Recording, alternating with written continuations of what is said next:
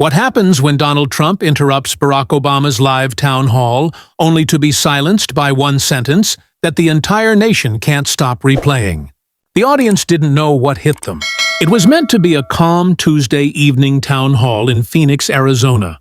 Barack Obama sat under the bright studio lights, his jacket unbuttoned, tie loosened just enough to show ease without losing composure.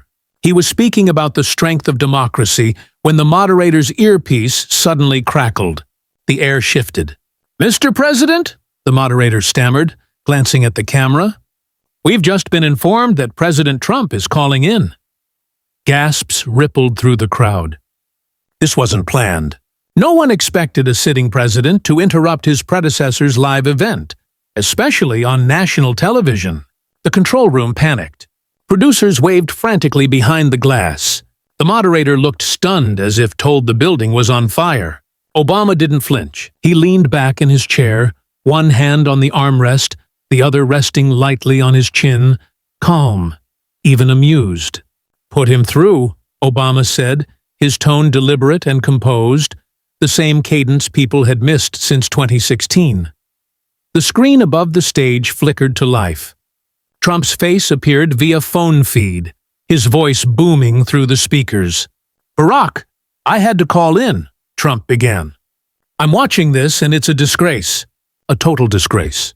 You're talking about democracy when under your administration, jobs were disappearing everywhere. Under me, we had the best economy in history.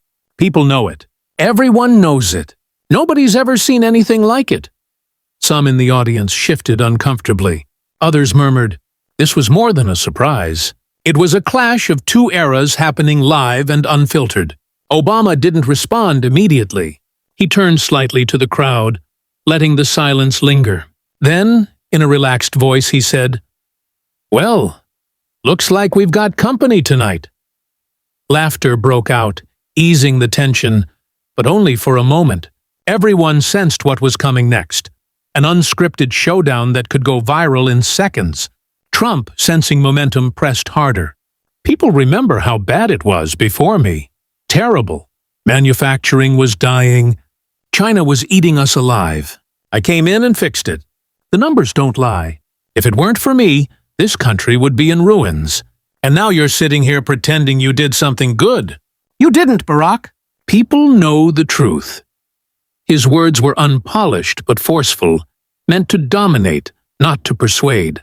And they carried weight. After all, he was still the sitting president, his name on every headline, his face on every channel. But the audience wasn't looking at the screen anymore. Their attention had shifted back to Obama. They wanted to see how he'd respond. Would he take the bait? Would he get angry? Or would he stay composed? Obama leaned forward slightly, clasped his hands, and looked directly into the camera. He didn't raise his voice. He didn't rush. He spoke with the calm precision of someone who had faced conflict before and understood the power of patience. "Mr. President," Obama began, pausing just long enough for the words to land, "I think the American people care less about who shouts the loudest and more about who actually tells them the truth." Applause erupted. The moderator shifted in his seat, half relieved, half anxious. The confrontation was no longer hypothetical. It was happening right in front of them. Trump's voice cut back in, louder than before. But something had already changed. Obama's response wasn't just powerful because of what he said. It was because of how he said it. The tone, the control, the poise. Viewers could feel the contrast instantly. One man loud and agitated, the other calm and steady. The moment belonged to Obama, but that was only the beginning. What followed would turn a political exchange into one of the most replayed live television moments in recent memory. Later that night, inside the East Wing, the walls seemed to hold their breath. Aides moved quietly, avoiding eye contact, anticipating the coming storm. When the door to the First Lady's private office shut, the sound was sharp enough to make a Secret Service agent glance over. Everyone knew what was about to happen. Melania sat behind a polished mahogany desk, a glass of water untouched beside her. In front of her lay a leaked DNA report, the pages slightly bent from how tightly she was gripping them. Her hands trembled, not from fear but from anger. For years, she had perfected the art of restraint, keeping her emotions hidden from public view. But this was different. This was about Barron. "I will not let them destroy my son," she said sharply, her accent cutting through the silence. "Do you understand? I don't care what it takes." Across from her, two advisors exchanged uneasy glances. Raymond Hall, a seasoned strategist, cleared his throat. "First Lady, we can manage this. Rumors and leaks happen all the time. What matters is getting ahead of it before—" "Before what?" she snapped, slamming her hand on the desk. The echo filled the room. "Before every paper in the country prints lies about my family? Before my son becomes a target?" Her voice cracked, part fury, part fear. The room went still. Even Hall, who had seen countless crises, was at a loss. This wasn't just politics anymore. It was personal. It was about legacy, family, and identity. Things no press statement could fix. Melania stood abruptly, her chair rattling against the wall. She began pacing, heels striking the marble floor in sharp rhythm. "I gave everything for this role," she muttered mostly to herself. "I protected. I stayed silent. I smiled when I wanted to scream. And this is how they repay me?" One of her aides, a young woman named Charlotte Winslow, spoke carefully. "Ma'am, we're not sure who leaked it yet, but if we can trace it—" "Find them," Melania cut in coldly. "I don't care how. I want to know who betrayed me." Her tone was low but absolute. The demand sent a chill through the room. Charlotte scribbled notes, her hands trembling before quietly leaving to make calls. That left Hall, who knew better than to challenge her in this state. Still, his job was to advise. "We have options," he said cautiously. "We can discredit the report, call it fabricated, tie it to political enemies, or we can stay quiet, let it fade." Melania gave a bitter laugh. "Fade? Nothing fades in Washington. Everything becomes permanent. They'll use this to destroy him and me." For a moment her anger softened. She looked fragile, eyes glassy, hands gripping the back of the chair. But then she straightened, her composure returning like armor. "Prepare statements," she ordered. "But no one releases a single word until I approve it. Not one sentence leaves this office." Hall nodded, but he knew what she didn't. Secrecy never lasts in Washington. The tighter you hold it, the faster it leaks. And somewhere, someone already had copies of the report. That night, the White House staff would later recall hearing the sound of glass shattering from the private residence. A vase, perhaps, thrown in anger. No one asked. No one needed to. Everyone in Washington knew it. The First Lady had crossed a line. She was known for her composure, for rarely showing emotion in public. But this time was different. As whispers spread through the corridors of power, aides quietly shared what they'd seen. "She's furious," one said over the phone to a colleague in the Eisenhower Executive Office building. "I've never seen her like this. If anyone thinks she'll stay silent, they're wrong." Those murmurs became part of the story themselves, fueling the narrative even further. It was no longer just about the DNA report. It was about Melania's reaction, proof that the leak had hit far deeper than anyone imagined. But anger alone couldn't contain a scandal, especially when someone else in Washington was already preparing to take it public. The next morning, the atmosphere in the Capitol felt heavier. A motorcade slipped quietly down Pennsylvania Avenue, not for a ceremony, but for a discreet meeting inside a law office tucked between coffee shops downtown. Inside, there were no flags, no speeches, just lawyers, crisis managers, and political strategists gathered for one purpose: to bury the DNA leak. At the head of the table sat Raymond Hall, Melania's most trusted advisor, flanked by two attorneys from a firm known for managing political crises out of sight. On the polished conference table lay the folder containing the leaked report. No one spoke at first. They just stared at it as if it were a live explosive. "We've got two options," one lawyer said finally.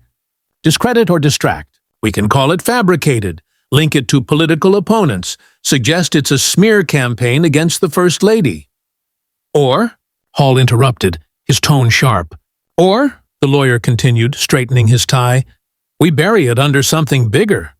Another story, another controversy. Washington moves on quickly when there's something new to chase. Hall rubbed his temple. He knew the tactic. Distractions worked. But timing was everything. Move too soon, and it looked staged. Wait too long, and the leak could spiral out of control. And hanging over everything was Melania herself. Angry, humiliated, and demanding total erasure of the story. Back at the White House, Charlotte Winslow returned with troubling updates. She had spent hours calling contacts, tracing every possible lead. Some pointed to a source in the medical community. Others suspected a staffer with access to private records. But every trail ended the same way. Someone wanted this information out, and they had covered their tracks. Melania paced the residence, phone pressed to her ear as Hall briefed her from downtown. They're telling me we can bury it, he said carefully. But it'll take time and resources. Time we don't have, Melania snapped. Half the city already knows. If Jasmine Crockett gets her hands on this, she stopped, biting back the rest. Just the thought of the outspoken Congresswoman wielding such leverage made her pulse quicken. Charlotte entered the room, notepad in hand. Ma'am, there's already chatter online. Small accounts for now, but people are starting to ask questions. Melania's expression hardened. Shut it down. How? Charlotte asked quietly. Call platforms. Call editors. Call whoever you must. I don't care if it takes threats or favors. No one repeats this. The room went silent. Even by Washington standards, this was extreme. Controlling a narrative was one thing. Silencing an entire city was another. Later that evening, Hall reconvened the crisis team. They ran through every possible scenario. Fake leaks to muddy the waters, discreet payments to reporters, pressure on social media companies to flag the story as misinformation. Each idea carried risk. One advisor leaned forward and spoke in a low, cautious voice. The real danger isn't the report itself, it's the response. If people see how desperate the First Lady is to hide this, they'll assume the worst. She needs to look calm, composed, above it all. Not angry, not panicked. Hall exhaled slowly. Easier said than done, he muttered. Meanwhile, word of Melania's fury spread faster than the leak itself. White House staffers talked. Reporters listened. The phrase explosive outburst began appearing in private texts among journalists, all waiting for someone brave enough to print it. In Dallas, Texas, reporter Lyle Morgan sat at his desk, staring at an email from a trusted source. Attached was a scanned copy of what appeared to be the DNA report. He wasn't the only one who had it, but he was among the few willing to verify it before publishing. He made a call to a congressional staffer he trusted. "Have you heard what's happening in the East Wing?" he asked. The reply was brief. "She's panicking. If you've got something, run it." Morgan leaned back, caught between caution and ambition. If he published, the story would dominate headlines nationwide. If he hesitated, someone else would beat him to it. While Morgan debated, Congresswoman Jasmine Crockett was already watching developments closely from her Dallas office. She spoke with her aides, eyes narrowing as she read through forwarded emails and early reports. "This isn't just about a family matter," she said calmly. "It's about transparency, about what they hide and why." Her team exchanged quick glances. They recognized that tone. Crockett had found her opening. But before she could act, Melania's team was preparing a counter-narrative that would test just how much control the First Lady truly had. Crockett wasn't one to tiptoe around controversy. She had built her reputation on blunt honesty and fearless confrontation. So when word of Barron's DNA leak reached her desk, she didn't just take note. She leaned in. Her staff gathered inside a modest conference room in Dallas, laptops open, coffee cups scattered across the table, and a whiteboard filled with names, arrows, and dates. It looked more like a political investigation than a routine meeting. Jasmine stood at the front, hands on her hips, her expression focused. "All right," she began, her voice steady but sharp. "Tell me what we actually know. Skip the noise. Just the facts."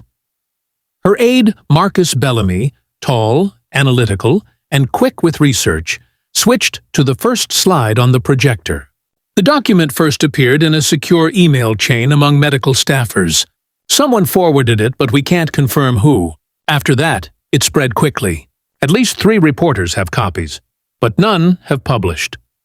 "Why?" Jasmine asked. "They're scared," Marcus replied. "If they go public, the First Lady's legal team will strike back hard. It's easier for them to stay quiet." Jasmine gave a tight smirk. "Scared? That's not journalism. That's babysitting power." A few aides chuckled uneasily. They knew this tone. When Jasmine spoke like that, she meant business. Another staffer, Lena Ortiz, chimed in.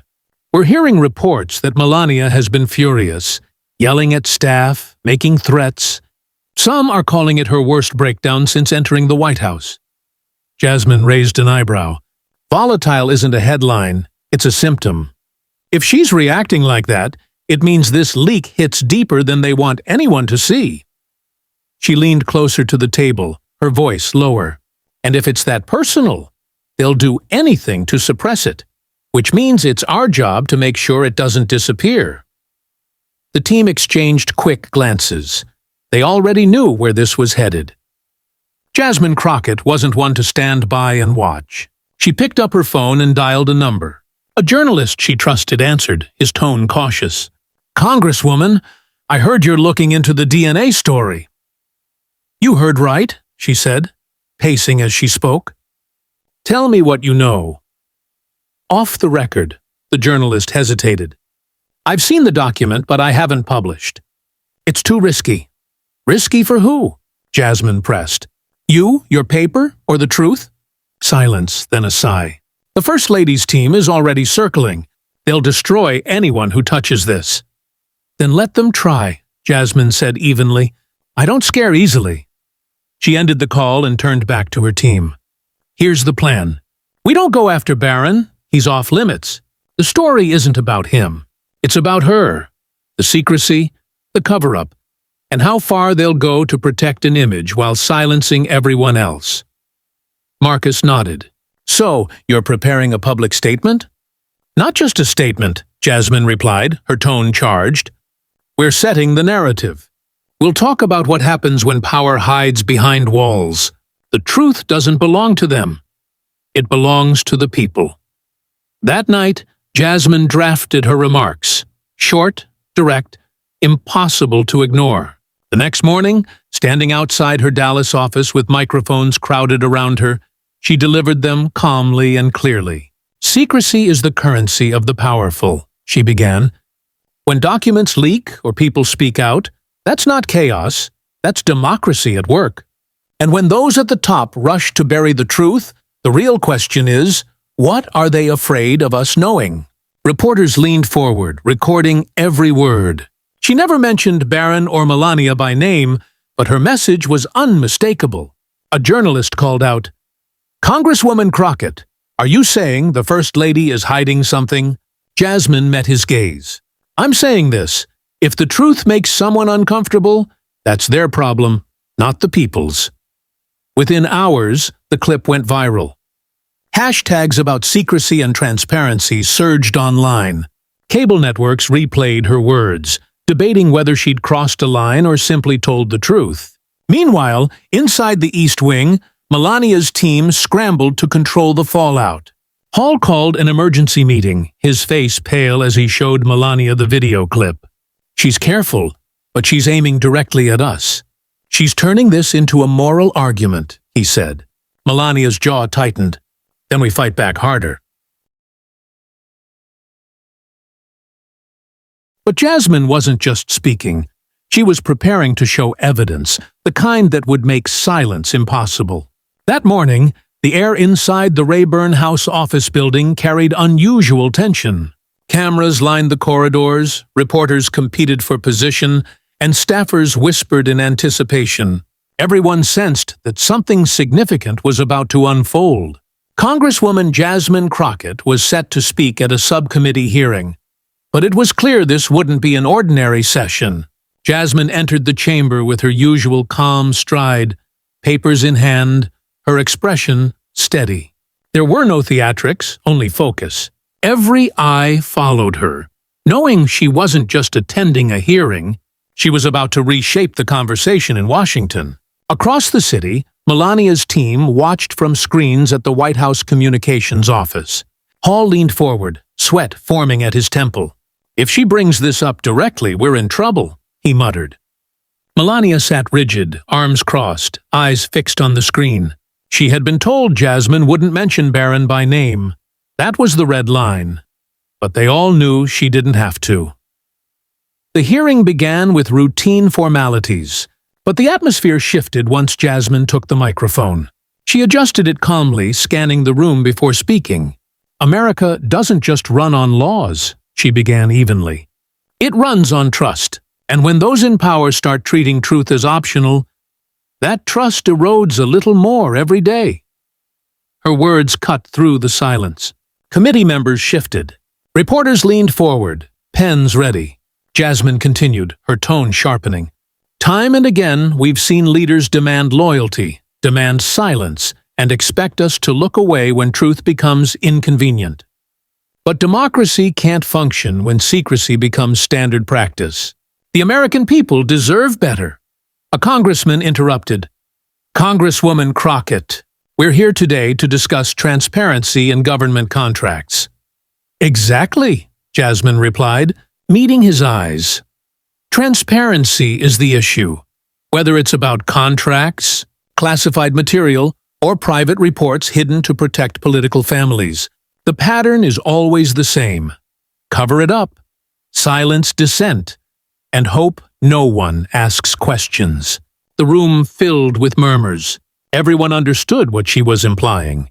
She had pointed directly toward the White House without naming names. Cameras zoomed in as Jasmine held up a document. Not the DNA report, but a timeline of communications showing how fast the First Lady's office had tried to suppress the leak. "Within 48 hours of this report circulating," she said, tapping the paper, "calls were made to media outlets, editors were pressured, and platforms were urged to silence discussion. If this report was meaningless or false, why rush to bury it?" Gasps rippled through the room. It was no longer about Barron. It was about power and control. A reporter broke decorum, calling out, "Congresswoman, are you accusing the First Lady of using her position to suppress information?" Jasmine didn't hesitate. "I'm saying this. Truth doesn't need protection if it can stand on its own. If it's real, let the people see it." At the White House, Melania's fist clenched. "She's exploiting this," she said coldly. Hall tried to steady her. "She's framing it as transparency, not family. If we attack, we look defensive." Melania shook her head. "If we stay silent, we look weak." Back in the hearing, Jasmine concluded, her tone soft but weighted. "Families should be off limits. But when secrecy becomes a shield for power, when anger replaces accountability, we all lose. This isn't about one household. It's about every family that deserves honesty from their leaders." The room erupted in noise as reporters fired questions and committee members whispered intensely. By nightfall, the clip was everywhere. Jasmine quietly gathered her papers and exited, leaving behind a storm she had crafted with precision. She hadn't needed the DNA report. She had made Melania's reaction the real story. By evening, Jasmine's words dominated the airwaves. The line, "The truth doesn't need bodyguards," scrolled across CNN, MSNBC, and YouTube thumbnails. At the National Press Club, journalists debated how quickly the story had escalated. Many admitted they'd avoided the DNA angle. It felt too sensitive, but Jasmine had reframed the narrative. She hadn't exposed Barron. She'd exposed the First Lady's response, and that made it printable. Across the country, in diners and homes, people were watching. A woman in Indiana shook her head at the TV. "She's right. If it's nothing, why is the First Lady so angry?" A man nearby muttered, "Because they're always hiding something." The public mood was shifting. It wasn't about whether the leak was true. It was about perception. And in politics, perception often outweighs fact. Social media only amplified it. Hashtags like truth or cover-up and Crockett calls it out trended overnight. TikTok clips mixed Jasmine's speech with old Trump interviews, and Instagram memes mocked the alleged meltdown inside the White House. Inside the communications office, Hall and Charlotte met late into the night. Staff looked exhausted, eyes glued to screens as Jasmine's speech replayed again. She didn't even mention Barron, Hall said, rubbing his forehead, and still turned this into a storm. She's positioned herself as the people's voice, and we look like we're hiding. Charlotte hesitated. We can't just deny it without something concrete. People are asking for proof. Why not release the truth? Melania entered quietly, the room falling silent. She pointed at the screen. She thinks she can use me, she said sharply. She thinks I'm weak. She doesn't know me. Meanwhile, in Dallas, Jasmine's office was buzzing. National outlets were calling. CNN, MSNBC, even Good Morning America wanted her live. Marcus looked up from his tablet, smiling. Congresswoman, you're trending in every state. People are calling you the voice of transparency. Approval among independents just jumped 7 points. Jasmine leaned back thoughtfully. That's good, but we keep it about principle, not gossip. The moment this becomes about Barron, we lose credibility. Lena nodded. So what's next? Another statement? A TV appearance? Not yet, Jasmine said. Let them chase us. The longer they wait for a response, the more control we hold. But when we do speak again, it must hit nationwide. Across America, people debated the issue in schools, workplaces, and cafes. Some worried about children being dragged into politics. Others were frustrated by constant secrecy. But nearly everyone agreed Jasmine had touched a national nerve. At the White House, Hall finally spoke plainly. If we attack her, we prove her point. But if we stay silent, she owns the narrative. We need a third option. Melania's eyes narrowed. Then create one. Outside, cameras rolled, and the conversation showed no sign of fading. Jasmine had struck a chord, and the country was listening. But the First Lady wasn't preparing to back down. She was ready to respond, stronger than anyone expected. By the third day, Melania's silence had become its own headline. Networks ran tickers asking why she hadn't responded. For someone known for composure, each passing hour appeared as weakness. Inside the East Wing, Melania's team gathered. Heavy curtains blocked the light, and tension filled the room. Hall stood with notes spread across the table while Charlotte sorted press clippings. Melania entered last, wearing a pale suit, her face unreadable. "Tell me the plan," she said. Hall cleared his throat. "We push back, but carefully. You appear first as a mother, then as First Lady. We frame Crockett as reckless, willing to drag families into politics for personal gain. If we make this about decency, we win," Charlotte added. "We've drafted a short, controlled statement. No direct mention of Crockett, but a reminder that children must remain off-limits." Melania skimmed it and set it down. "Not enough," Hall hesitated. "If we go harder, it could backfire. Crockett has public sympathy. A strong attack could make us look defensive." Melania leaned forward. "I'm not hiding. I'm protecting. There's a difference.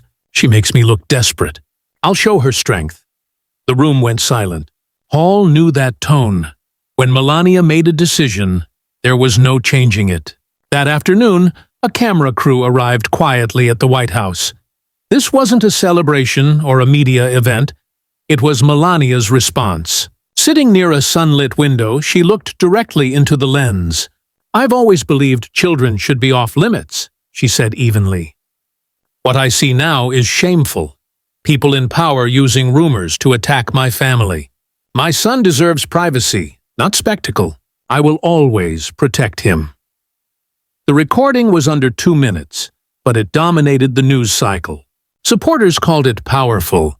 Critics said it dodged the issue. In Dallas, Jasmine's team watched together.